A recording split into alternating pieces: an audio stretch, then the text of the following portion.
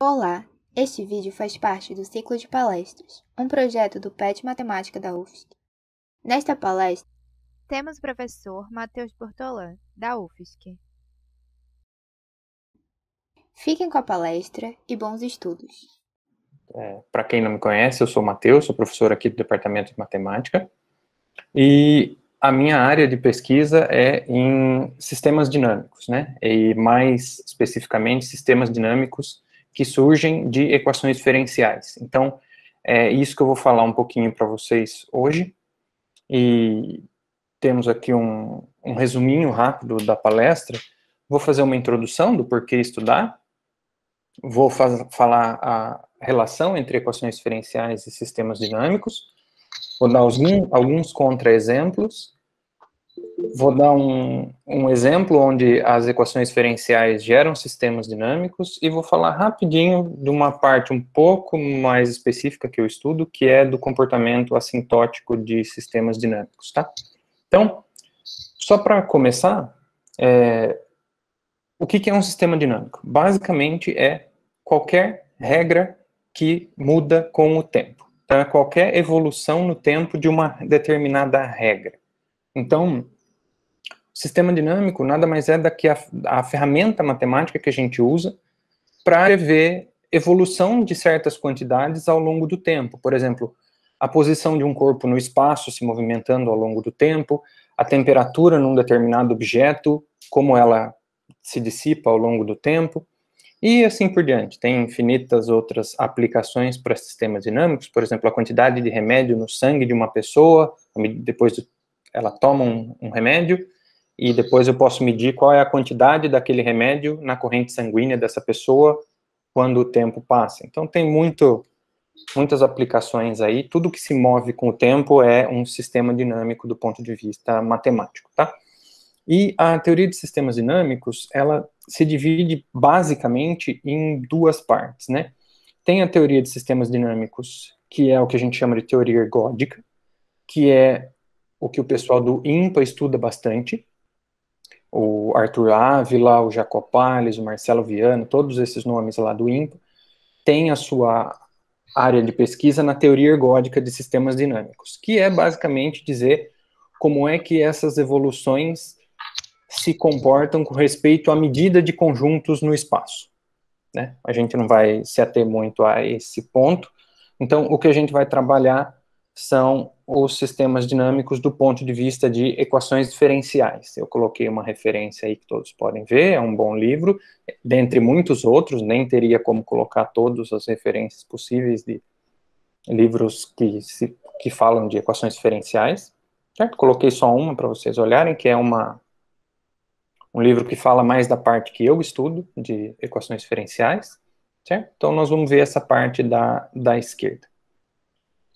Então, alguns exemplos, como eu já comentei, por exemplo, a temperatura numa barra, peguei uma barra de tamanho 1, e a função u de tx vai ser a temperatura no instante de tempo t, no ponto x dessa barra de tamanho 1. Se a gente usar leis de física de calor, a gente obtém a equação do calor, que é quando a função U representa a temperatura no ponto X de uma barra, ela satisfaz essa equaçãozinha aqui. Ou seja, a dissipação, quer dizer, a derivada no tempo da função U, é proporcional à segunda derivada com relação à variável X, certo? A gente tem também a equação da onda, por exemplo, se eu tiver um barbante de tamanho 1 e der uma batida nele, eu quero ver como é que esse barbante vai vibrar, certo? Então, agora, o U representa a posição, né, no eixo Y, né, na altura, do ponto X desse barbante de tamanho 1.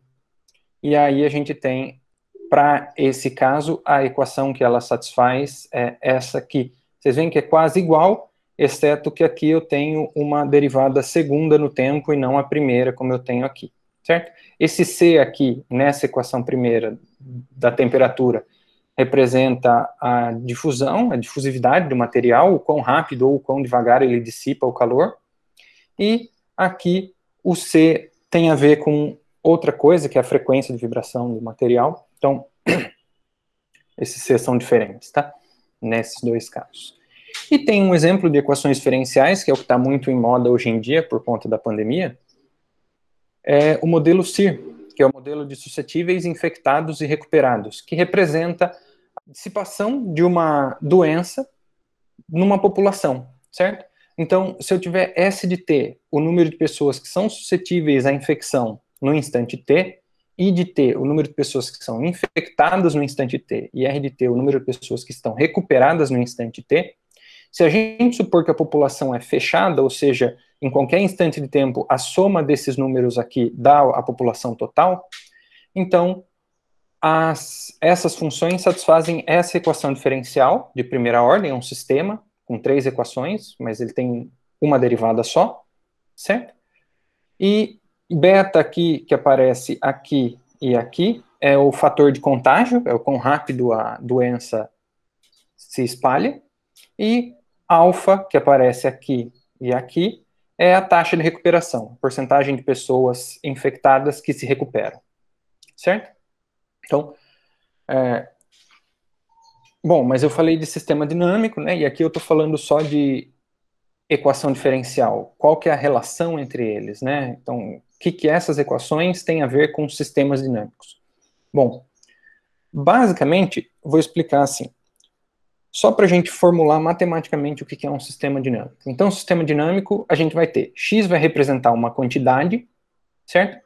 No nossos 3 casos aqui, o x faria o papel da temperatura, ou o papel da posição da corda no segundo exemplo, ou o x representa o vetor com as 3 coordenadas aqui de suscetíveis, infectados e recuperados nesse modelo CIR, certo? Então, o x aqui para a gente vai representar uma quantidade qualquer. A gente vai pegar um tempo inicial S e um tempo inicial T. Então, aqui é onde a gente vai começar a medir o nosso modelo e aqui é onde a gente vai terminar de medir. Então, a gente vai denotar por S de TSX a quantidade X que eu peguei no tempo S e evoluí até o tempo T, certo? Então, vamos supor, esse modelo aqui, num tempo inicial S, ele tem um determinado número de pessoas suscetíveis, um determinado número de pessoas infectadas e um determinado número de pessoas recuperadas. Esse vai ser, no instante S, eu pego essas 3 quantidades e esse vetor com 3 coordenadas vai ser meu vetor X. E esse cara aqui, S de TSX, vai representar o número de pessoas infectadas no instante T, o número de pessoas suscetíveis, infectadas e recuperadas no instante T depois, certo? Então, eu pego o quanto eu tinha no instante S e vejo quanto eu tenho no instante T, certo? Aqui, a ideia é que a gente possa variar esse X. Ou seja, eu quero saber se eu começar com S pessoas infectadas, S pessoas suscetíveis, I pessoas infectadas e R pessoas recuperadas, depois de um tempo T, quantas eu vou ter? Se eu mudar o valor de S, I e R, quantas eu vou ter no instante T? Essa função S de TS de X está medindo exatamente isso. À medida que eu vario o X e estou no instante inicial S, eu estou vendo o valor do meu modelo no instante T, certo? Então, ver isso, fazer essa regra, é basicamente calcular a solução desse problema e também a solução desses 2 problemas, certo? Aqui com equações diferenciais parciais, esse com uma equação diferencial ordinária. Então, ou seja, um sistema dinâmico, para nós que trabalhamos com equações diferenciais, basicamente representa a solução de uma equação diferencial. Então, se eu tiver uma equação diferencial e eu consigo resolver ela, a minha solução daria um sistema dinâmico dessa forma, certo? Ou seja, o x é a quantidade que eu iniciei, o s é o tempo onde eu iniciei, e o t é o tempo final que eu cheguei, certo? Então, eu resolvo o meu problema com quantidade x no tempo s, e vejo essa solução e calculo essa solução no tempo t, certo? Então, para a gente formular matematicamente mesmo, o conjunto de todas as quantidades, quaisquer que sejam, a gente vai representar por x, então eu tenho um conjunto x, que tem todas as possíveis valores para a minha quantidade possível, certo? Se eu tenho aqui o S, I e R, eu tenho todos os conjuntos de três vetor com 3 coordenadas, onde todas as coordenadas são maiores ou iguais a 0, por exemplo, esse seria meu x. No caso da temperatura, meu x é todo R, e assim por diante, certo? Então, esse conjunto aqui, a gente vai chamar de espaço de fase, que é o que a gente chama em geral, e ele representa todas as quantidades possíveis da quantidade que eu estou medindo, certo? E para cada par de tempos, T e S, né, o S é o tempo inicial e o T é o tempo final, então, lógico que o tempo final é maior ou igual ao tempo inicial, a gente considera uma função de x em x, e a gente pode olhar para essa família. Então, eu tenho para cada par TS uma função aqui de x em x. Mudei o T e o S, mudei essa função. Então, a gente constrói essa família aqui, e para que ela seja chamada de um sistema dinâmico, então nós temos aqui uma família S de TS para T maior ou igual a S aqui, e para que ela seja chamada de sistema dinâmico, a gente precisa que ela satisfaça essas 3 propriedades aqui, que eu já vou explicar basicamente o que são. Bom, a primeira propriedade que eu tenho aqui é que o S de SX é x. O que quer dizer isso? Se eu peguei uma quantidade no instante inicial S, estou olhando o valor dela depois de não passar nada, ou seja, eu fiquei no tempo S, é lógico que o valor dessa quantidade não vai mudar. Então isso tem que ser x. Então essa é uma condição natural que a gente precisa impor para essa família. Então eu preciso que em S e S isso seja x para todo x do meu espaço. Ou seja, se eu não andei tempo nenhum, a minha quantidade não mudou de valor, certo? A segunda condição, que é essa aqui, que é S de TS com S de SR ser igual a S de TR, isso basicamente está querendo me dizer o seguinte: eu comecei lá no meu instante inicial R, fui e andei um tempo S, fui até o tempo S depois. Aí desse tempo S, eu fui até um tempo T. Então, fazer esse caminho, ir de S até R, e de R até S, e depois ir de S até T, é a mesma coisa que eu fazer o caminho direto de R até T. Então, a gente pede que essas famílias satisfaçam essa condição de compatibilidade, que é, quando eu fui com a minha quantidade, andei de R até S, e depois andei de S até T, o valor final é o mesmo que eu teria se eu tivesse andado direto de R até T. Então, essa é a segunda condição que a gente pede. E a última é uma condição um pouco técnica, às vezes a gente pode pedir, às vezes a gente pode não pedir, mas em geral a gente pede.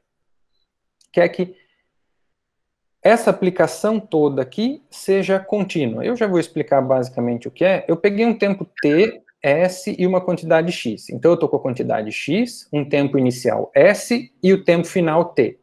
E eu vou lá e calculo o S de TS X, que é o valor da minha quantidade agora no instante T.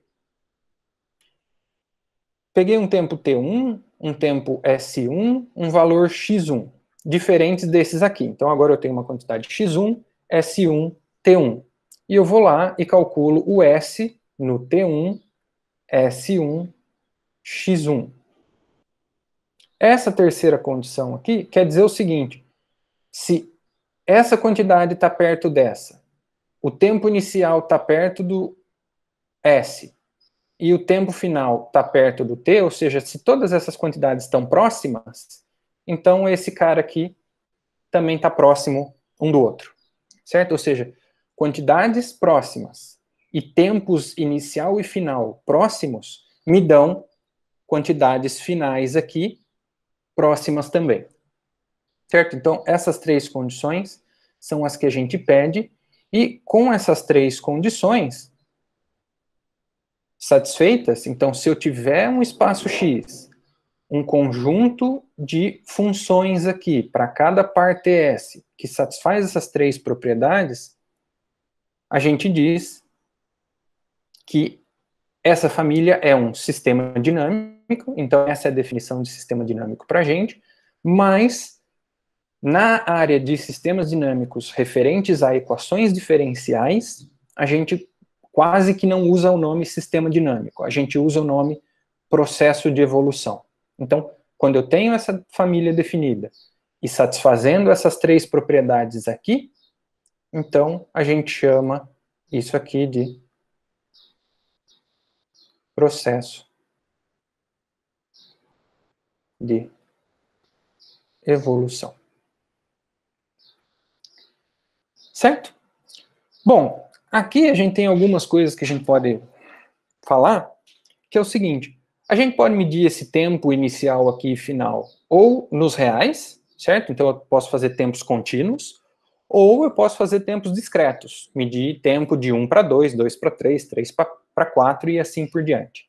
Aí a gente pode escolher qual é o melhor para o nosso modelo, fazer em tempo real ou em tempo discreto. Nas três equações que eu apresentei aqui, na equação do calor, na da corda vibrante, que é a equação da onda, e no modelo CIR, eles estão descritos com tempo real, porque aparece a derivada, certo? Mas o modelo CIR, por exemplo, a gente pode usar a versão discreta dele para medir a disseminação, por exemplo, do coronavírus, certo? E a gente pode usar tempo discreto sem problema, certo? E aí troca a derivada pela derivada discreta. Tá? E uma das coisas bastante importantes para a gente é saber se esse processo de evolução que depende. Então eu tenho meu processo que é o S de TS, certo? Então aqui eu tenho o tempo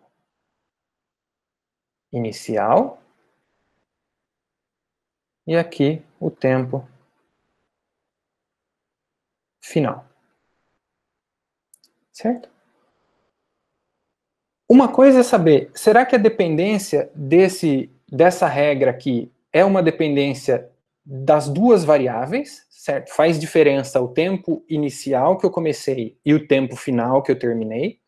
Ou se a única coisa que faz diferença é quanto tempo se passou do tempo inicial até o tempo final, ou seja, o tempo decorrido, certo? Em alguns processos de evolução, a regra de evolução não depende exatamente do tempo inicial e do tempo final, ela depende só da diferença entre as duas coisas, certo?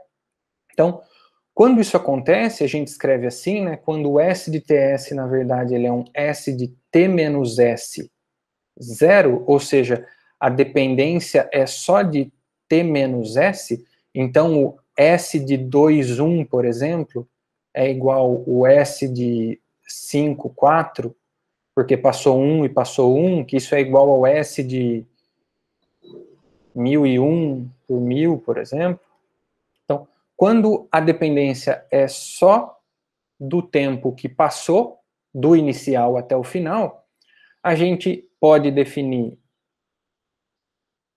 uma família T de T, que é S de T0, certo? E sabendo essa família, eu sei recuperar essa, já que ela só depende do tempo decorrido, e essa família a gente chama de semigrupo, certo? Então, uma boa parte dos problemas pode ser resolvida usando semigrupos, ou seja, as equações diferenciais envolvidas, as soluções delas não dependem exatamente do tempo inicial e do tempo final, só depende do tempo que passou entre S até T. Então, quando isso acontece, a gente chama de semigrupo. No caso geral, um processo de evolução assim, certo? Então, a gente chama essa família de processo de evolução ou de sistema dinâmico, e quando ela satisfaz essa condição aqui, de depender só do tempo decorrido, a gente chama ela de semigrupo, certo? Bom, agora sim, qual que é a relação entre processo de evolução e equação diferencial? Ou seja, estou falando aqui, mas o que eu quero dizer com processo de evolução gerado por uma equação diferencial? É basicamente a solução da equação diferencial. Mas não é toda equação diferencial que eu consigo definir um processo de evolução, certo? Então, a gente vai trabalhar com essa equação aqui, em Rn, tá? Pode ser R, pode ser uma equação qualquer. Então, o ponto que está aqui é a derivada com relação ao tempo, tá? Você pode olhar como ddt. Isso é f de tu. Então, eu vou pegar eu quero encontrar funções que satisfaçam isso e que no tempo s vale uma determinada quantidade x. Certo? Então, a gente vai dizer que esse problema aqui, e aqui eu quero resolver para t maior do que s, certo? Comecei no instante s, quero resolver para tempo maior. Certo? Então, a gente diz que uma função é uma solução desse problema, certo? Aqui, solução desse problema. Então, eu vou denotar assim, U. Ela é uma solução desse problema se acontece o seguinte, se para esse x aqui, eu tenho essa função definida num intervalo um pouco maior do que o s, certo? Aqui o x é Rn, tá?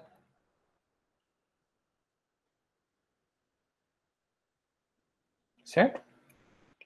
Ela satisfaz, quando eu calcular ela no s, ela dá x, certo? Ela satisfaz essa condição aqui, certo? E ela satisfaz a equação diferencial, ou seja, ela é uma função que eu posso derivar e a derivada é contínua, e quando eu derivar essa função com respeito à primeira variável, u de s, vou colocar assim, u de t.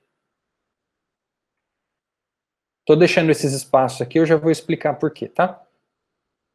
Ela é f de t, u de t.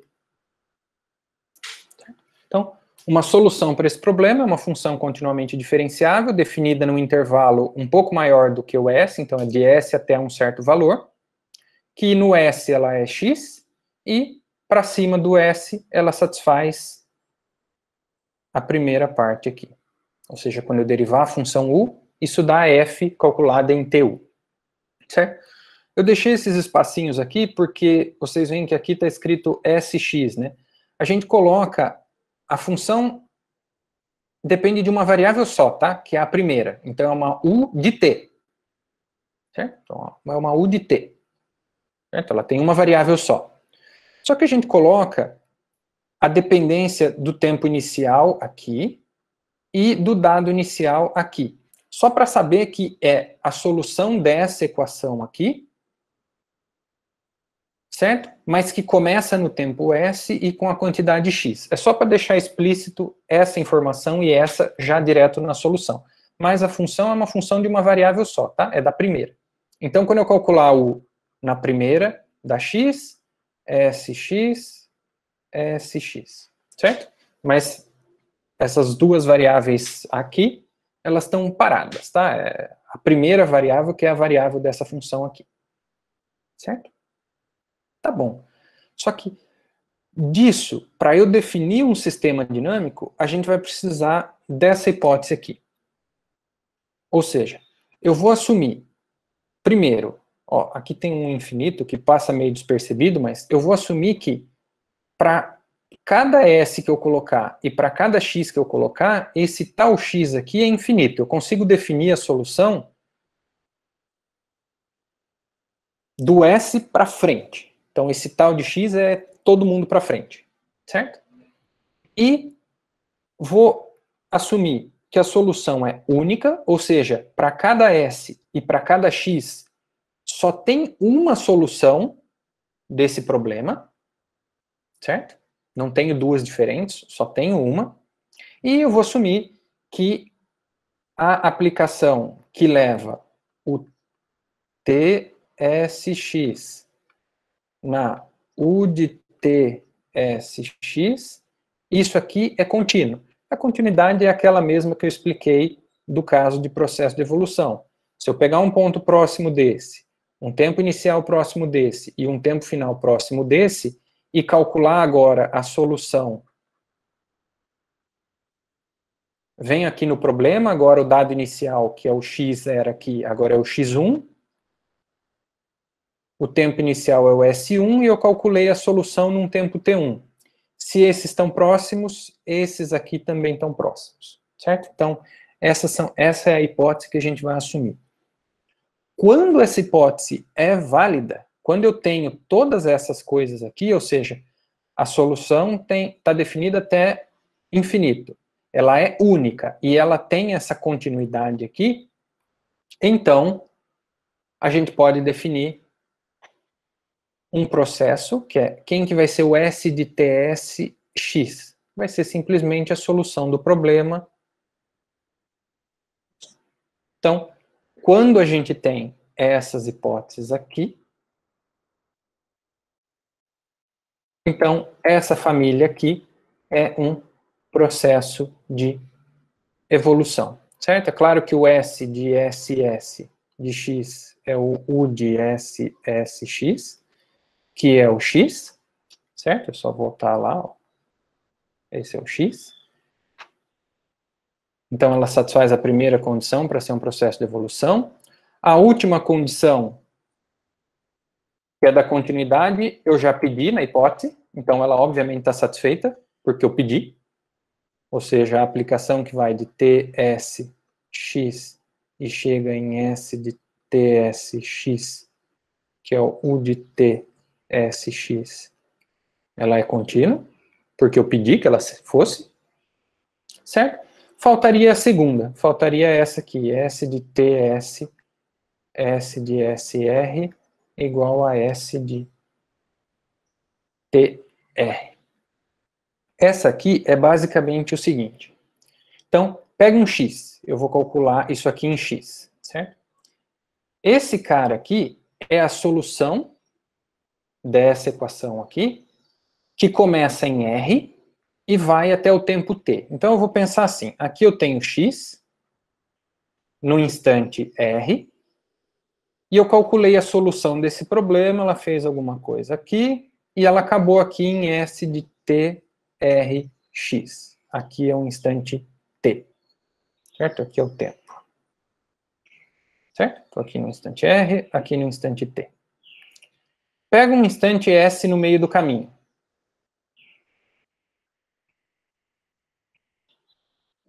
Certo? Esse cara aqui é a solução desse problema que começou no R e foi até o S.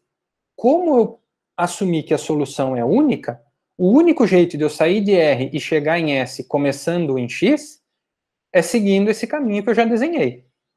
Então, tá aqui. E eu parei aqui. Esse é o S de SRX. Agora, esse cara inteiro é a solução do problema que começa em S, só que agora ela começa nesse ponto que eu parei, que é esse aqui. E eu vou até o tempo t. Como a solução é única, o único jeito de eu sair nesse ponto e chegar nesse, seguindo essa equação, da propriedade da solução ser única, o jeito é seguir o caminho aqui. Certo? Ou seja, acabei de mostrar graficamente essa igualdade aqui. Certo? Então eu tenho a segunda propriedade e, portanto, essa família é um processo de evolução. Mas vejam que, para que isso fosse verdade, eu precisei assumir essa hipótese. E na matemática, quando a gente assume alguma hipótese, é uma boa ideia você procurar condições para que essa hipótese que você assumiu seja verdadeira. Certo? Então, a gente assumiu uma hipótese, conseguiu provar que com essa hipótese, essa equação aqui dá origem a esse sistema dinâmico, que é basicamente a solução dessa equação. Certo? Agora a pergunta é, quais são as condições para que essa hipótese seja verdadeira? O que eu preciso assumir sobre a F para que isso seja verdade? Para que essa hipótese seja válida? Certo? Então, para isso a gente vai ver uns exemplos onde não dá certo. Certo? Só para a gente ter uma ideia. O primeiro exemplo é essa equação aqui. A U ponto é F de U, o S é zero, tá? E a F não depende do T, ela só depende da segunda variável, que é U. E a F é essa. Então a minha F é menos 1 para U maior ou igual a zero e 1 para U menor que zero. Essa é a minha F de U. Não vou mostrar, mas se eu pegar o dado inicial aqui, o x, como sendo zero, essa equação não tem solução. Não existe nenhuma função continuamente diferenciável que resolve esse problema aqui quando o x é zero.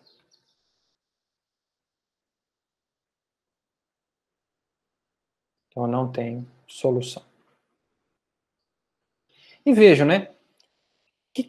O x igual a zero, o zero aqui é exatamente o ponto onde essa função f não é contínua. Certo? Então, a falta de continuidade da função f me dá não existência de solução. Então, a minha hipótese já não está satisfeita nesse caso. Então, é de se esperar que, para a gente conseguir alcançar a hipótese que a gente pediu, eu preciso que pelo menos a f seja contínua nos pontos onde eu quero resolver meu problema. Porque se ela não, essa aqui que não é contínua no zero eu não consigo resolver. Certo? Vamos ver outro exemplo. Vamos ver essa equação aqui agora. A minha função é raiz do módulo de u. Então a minha f é assim, né? Para u maior ou igual a zero, ela é raiz. Para u menor ou igual a zero, ela é menos raiz. Então ela é assim. Certo? Essa é a minha f de u. Raiz de u aqui e raiz de menos u para cá. Certo? Aqui, o problema é um pouquinho diferente. Aqui, para x igual a zero, essa função, se eu pegar x igual a zero aqui, a função u igual a zero resolve esse problema, porque a u igual a zero para todo mundo, no zero ela é zero, certo? E, além disso, a derivada dela também é sempre zero, e isso é igual à raiz do módulo de u, que é zero. Então ela satisfaz esse problema. Certo? A função u igual a zero satisfaz esse problema quando x é zero. Mas quando x é zero, todas essas funções aqui, que eu chamei de u tal, para qualquer tal positivo, essa função, que ela é zero, do zero até o tal. Opa, deixa eu voltar aqui. Então, de zero até tal, ela é zero, e do tal para frente ela é uma parábola aqui. Todas essas u tal, para qualquer tal positivo, também resolve o problema. Ou seja, eu não tenho uma única solução, eu tenho infinitas soluções pelo mesmo ponto. Então a minha hipótese também não está satisfeita. Esse aqui é um pouquinho mais chato de ver, mas o problema que deu é que essa função raiz de u a meio, ela não é Lipschitz contínua no zero. Ser Lipschitz contínua no zero quer dizer que não tem nenhuma vizinhança do zero e nenhuma constante positiva, tal que eu consigo essa limitação aqui para f. Basicamente é porque se eu conseguisse, a derivada da função perto do zero seria limitada. E a gente sabe que a derivada da função raiz, quando eu me aproximo de zero aqui, certo? A derivada é a reta aqui, né? Isso vai para infinito, né? A derivada da raiz para números positivos é 1 sobre 2 raiz de u. Então isso aqui vai para infinito quando u vai para zero pela direita, por exemplo. Certo? Então, eu não tenho essa propriedade aqui, então eu não tenho unicidade de solução. Então, nossa hipótese também não está satisfeita, porque eu não tenho unicidade. Um outro contra-exemplo, e aqui eu peço para a Gabriela ou para o Pinho me avisarem do tempo, tá? Eu não estou vendo o tempo aqui, então se eu estiver passando do horário, vocês me avisam. Mais um exemplo, que é o seguinte. Pega agora essa equação aqui. O ponto igual a u quadrado com u de zero igual a x. Certo? Essa equação aqui, uma equação separável, eu posso resolver facinho. E se eu tiver x positivo, se vocês tentarem resolver essa equação, passa o quadrado para lá, integra os dois lados, vocês vão ver que a solução desse problema é essa aqui. U de t0x é essa que aparece aqui, que é x sobre 1 menos tx, certo? Só que vocês vejam, né? Essa solução está definida de 0 até alguma coisa aqui, que eu não sei quem é, certo? Só que eu comecei no 0. Eu consigo calcular essa solução enquanto esse denominador não for 0. Ou seja, enquanto 1 menos tx for diferente de 0. Ou seja, enquanto o t for diferente de 1 sobre x. Então, ou seja, eu só consigo calcular essa solução de 0 até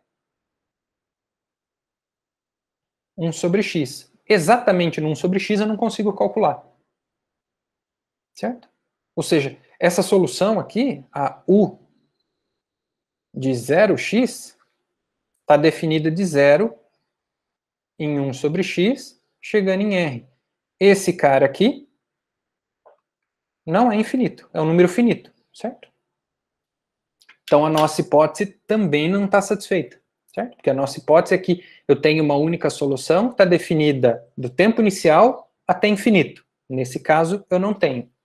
E esse problema é um problema ruim e ele não tem nada a ver com a regularidade da função que aparece aqui, porque vocês veem, nesse caso, essa função é o quadrado.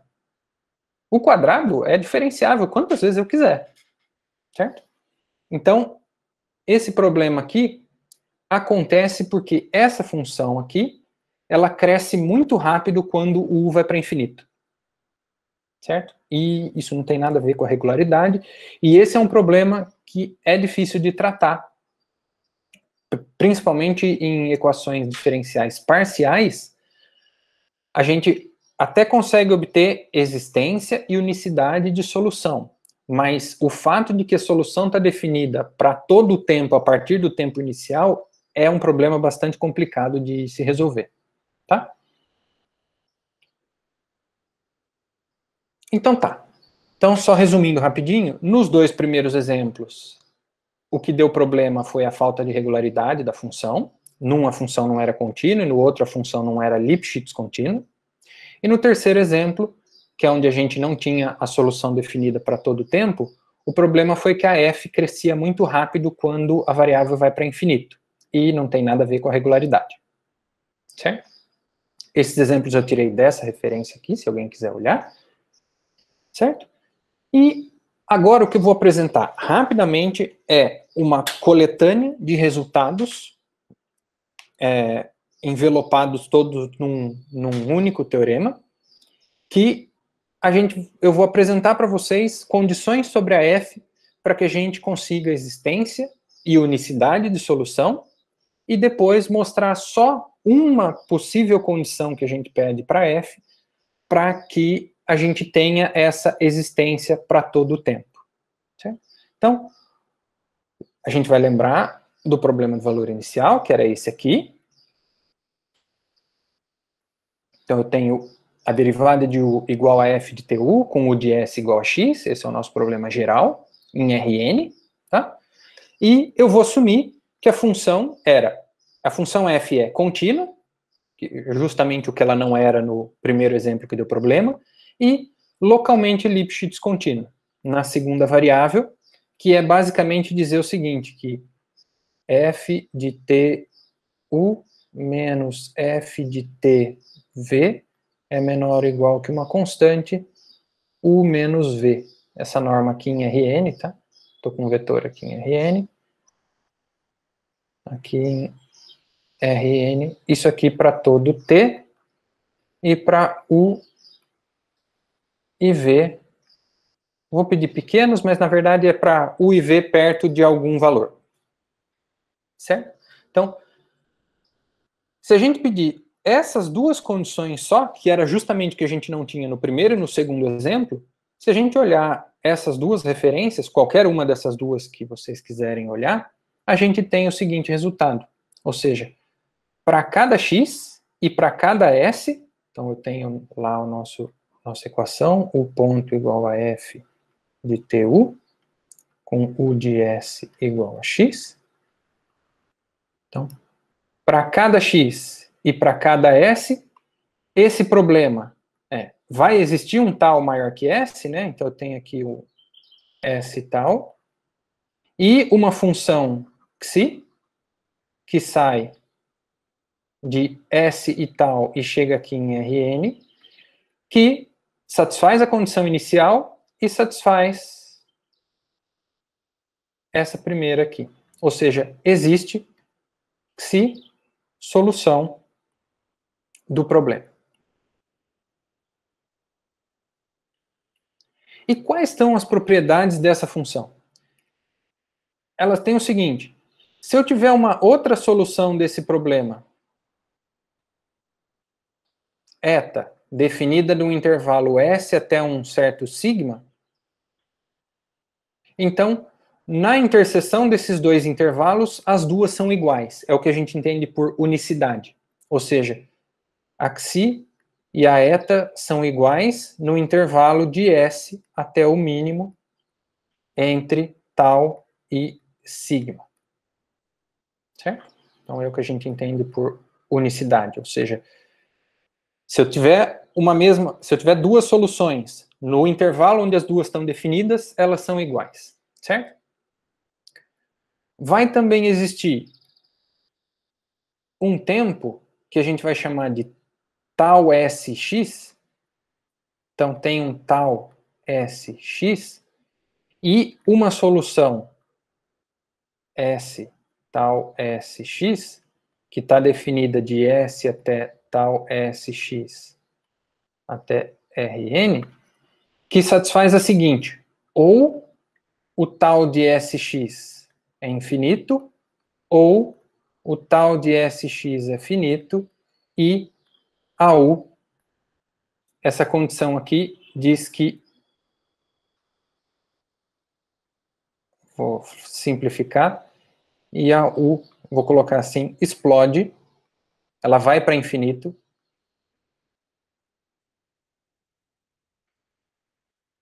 quando o T tende para esse tal de Sx.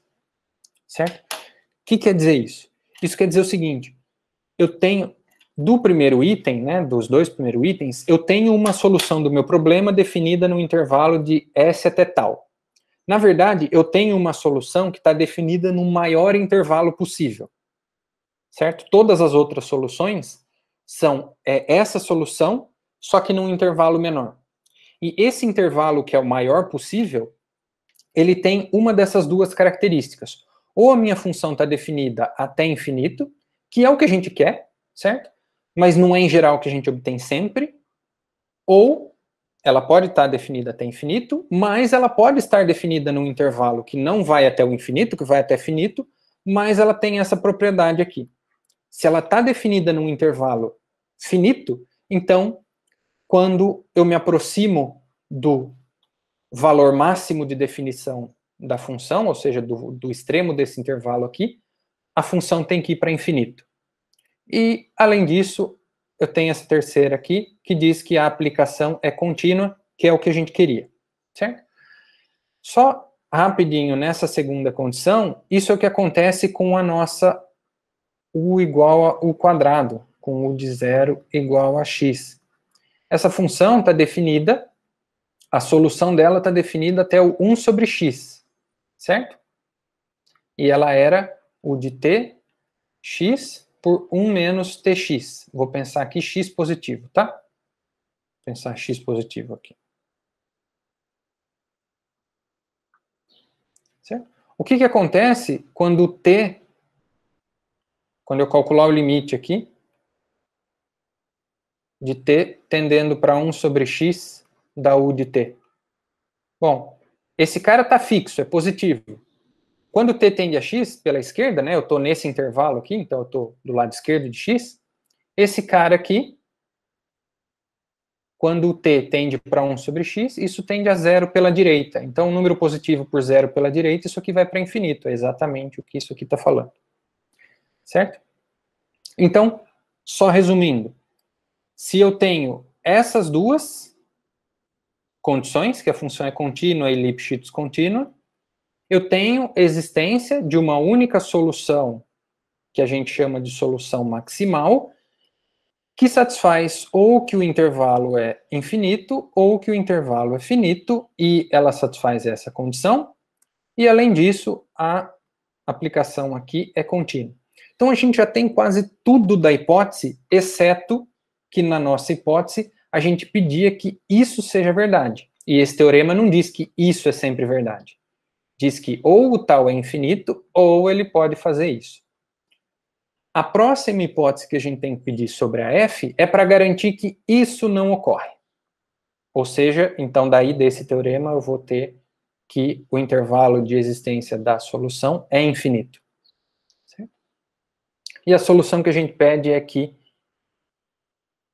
valha essa equação 1 aqui. Quer dizer que tem um M, ou seja, em Rn, eu vou desenhar R2 aqui, mas a gente pode pensar em Rn, aqui.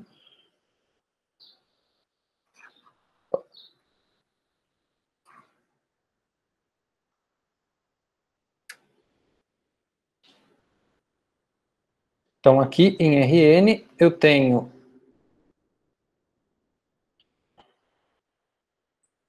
uma bola de raio M, de maneira que, para todo mundo que ficar fora dessa bola e para todo T real, então se eu pegar um cara fora dessa bola aqui, esse produto escalar do vetor f de tu, que é um vetor em Rn, pelo u, é negativo. O que quer dizer isso? Quer dizer que, se eu pegar o vetor u aqui, que é esse, se eu desenhar o vetor f de tu terminando em u, ser negativo quer dizer que o cosseno do ângulo entre eles está entre 90 e 180, ou seja, se eu pegar aqui, então o vetor f de tu tem que apontar para cá. Certo? Como a gente está na situação onde a gente quer que u seja a solução desse problema, então esse vetor f de u, na verdade, é a derivada. Ou seja, então, a derivada aponta para dentro. Certo? Então, se a derivada aponta para dentro, quer dizer que as soluções, depois dessa bola aqui, não podem crescer, elas têm que diminuir. Certo? E se elas têm que diminuir,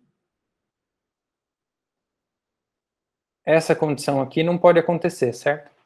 Se para fora dessa bola as soluções obrigatoriamente têm que diminuir, então ela não pode crescer. E daí, nesse caso, a gente tem, usando o teorema anterior, a segunda condição não pode acontecer, então, obrigatoriamente, essa aqui tem que acontecer. Ou seja, a gente pode definir o processo de evolução assim, como a gente definiu antes, porque a gente tem todas as condições da nossa hipótese satisfeitas. Então, basicamente, a gente precisa que a f seja contínua, localmente Lipschitz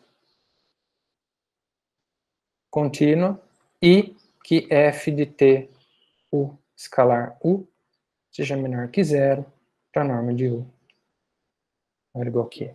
Então, com essas condições, a gente consegue garantir a hipótese e, portanto, a minha equação, o problema f de u ponto igual a f de tu com u de s igual a x, define um processo de evolução, um sistema dinâmico, dessa forma aqui. Certo? Então, esse é o teorema para equações diferenciais ordinárias. Para equações diferenciais parciais, ele não é tão simples, tá? Então, para equações diferenciais parciais, é basicamente que quase que equação por equação, você tem que ir provando essas hipóteses. Não tem um teorema geral que dá condições gerais sobre as funções envolvidas para que o problema tenha uma única solução definida para todo o tempo. Tá? Bom, então, só para terminar, rapidamente. Então, a gente tem lá nosso processo de evolução, o nosso sistema dinâmico. Certo? Tem o caso onde esse sistema dinâmico só depende do tempo decorrido, então ele dá origem ao que a gente chamou de semigrupo. Certo? E uma das coisas que eu estudo é o que a gente chama de comportamento assintótico. E comportamento assintótico, para esses casos, é basicamente o seguinte. Eu posso pegar esse sistema dinâmico, S de TS, e ver o que acontece com ele quando o tempo t vai para infinito.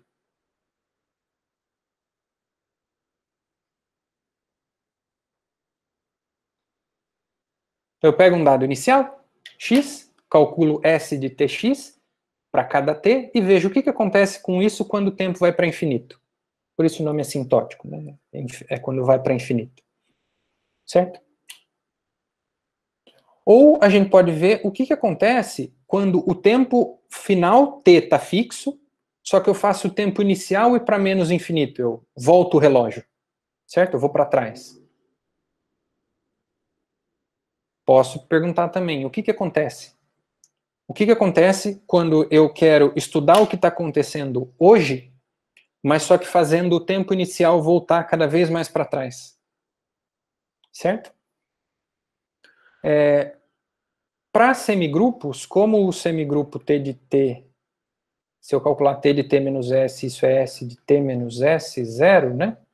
Então, T ir para infinito ou S ir para menos infinito, essas duas coisas aqui, tanto faz o que eu fizer, está fazendo esse valor ir para infinito, certo?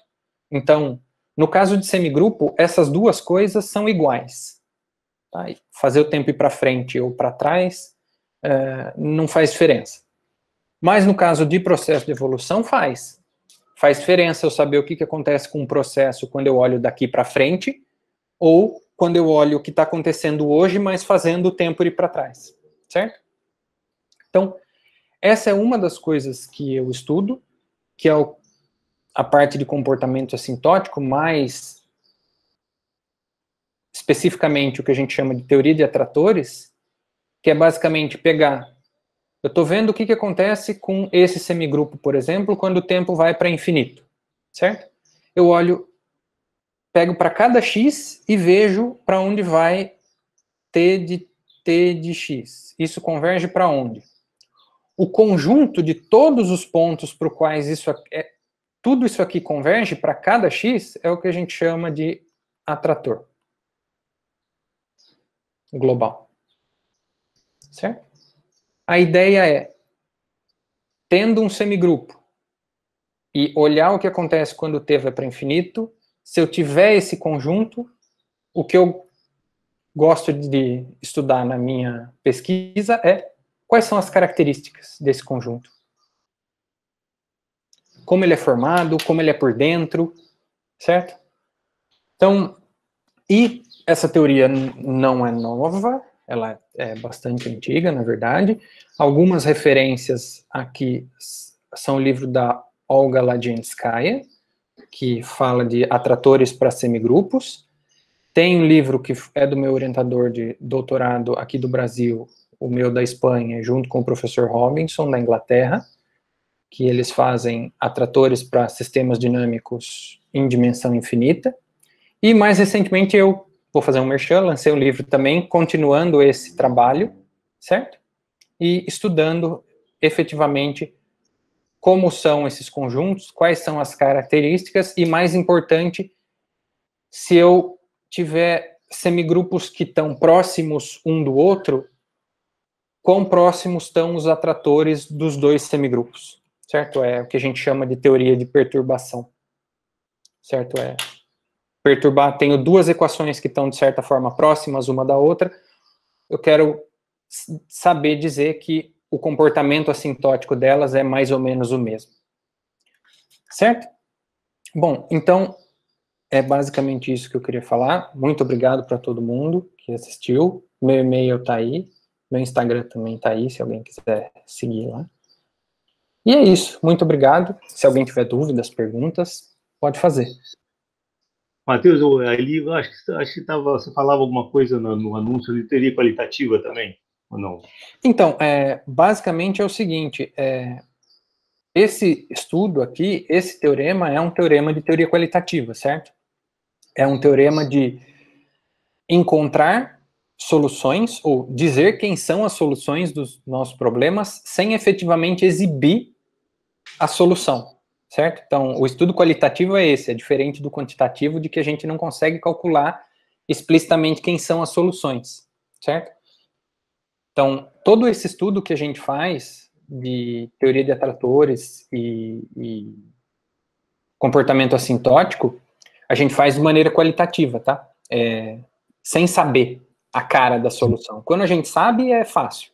Por exemplo, se a gente for resolver o problema, o ponto igual a u, que a solução é e elevado a t, se a gente tem essa solução, a gente sabe certinho. Se for menos u, e a menos t, e o e a menos t, quando o t vai para infinito, vai para zero. Então, o meu atrator seria o zero aqui, né? Então, nesse caso é fácil. Quando a gente tem o quantitativo, é fácil. A gente só precisa saber cálculo, para calcular os limites. Mas agora, tudo isso que eu falei está dentro da parte de teoria qualitativa. Saber encontrar características das soluções dos meus problemas, sem efetivamente saber explicitamente quem são as soluções. E o pai disso tudo aí foi o Poincaré, né? Uhum. O professor comentou sobre perturbação, aí eu queria saber se essa perturbação que o professor comentou do seu estudo é do tipo... porque tem várias, né? Eu queria saber se essa específica é do tipo não autônomo para sistemas não autônomos. Então, esse é o problema mais difícil, né? Perturbação não autônoma de sistemas não autônomos é o problema mais difícil dentro de perturbação. Tanto é que no livro, nesse último livro aqui, que a gente faz atratores sobre perturbações autônomas e não autônomas, basicamente a gente trabalha o caso perturbação autônoma de problemas não autônomos, perturbação autônoma de problemas autônomos e perturbação não autônoma de problemas autônomos. O não autônomo a gente não trabalha, porque é bastante complicado. Certo. Uhum. Certo? Nem tem quase muito resultado a respeito, né, de perturbação não autônoma de sistema não autônomo, né? O que ele está perguntando basicamente é se eu tenho um sistema assim, o ponto igual a f0 de tu com u de s igual a x, e eu tenho um sistema u ponto igual a um f eta de tu com u de s igual a x, de maneira que f eta tá, vamos por perto em algum sentido de f0, que é, sabendo que f eta está perto de f0, eu posso passar características desse problema para esse. Tipo, se as soluções desse problema satisfazem alguma propriedade, eu consigo a mesma propriedade para as soluções desse problema? E a resposta é não sei. Eu não sei se o... eu ia fazer exatamente a pergunta, se a gente consegue obter algum tipo de resultado do comportamento assintótico para um epsilon pequeno. Então, depende muito. Para esse tipo eu acho, porque de perturbação que a gente trabalha é o de que a gente chama de semicontinuidade superior de atratores, né? Que é basicamente dizer que as soluções desse aqui para eta pequeno acompanham as soluções desse aqui, certo? Que as soluções desse não explodem quando o eta vai para zero, certo? Então, se eu estou próximo do limite, as soluções meio que uma acompanha a outra em um certo sentido. Esse sim, esse primeiro nível, sim, a gente consegue provar até com hipóteses bem relativamente simples. Tá? Mas o próximo passo, que é o de semicontinuidade inferior, esse já é super complicado, porque aí depende de hiperbolicidade, na verdade não é só de hiperbolicidade, depende de um conceito que chama dicotomia exponencial, e a gente não sabe se essa dicotomia exponencial é preservada por perturbações não autônomas. A gente sabe o caso autônomo para perturbação não autônoma pequena. Isso sim, aí essa dicotomia é preservada. Agora, no caso geral, eu não sei. Legal. Obrigado, professor. Imagina.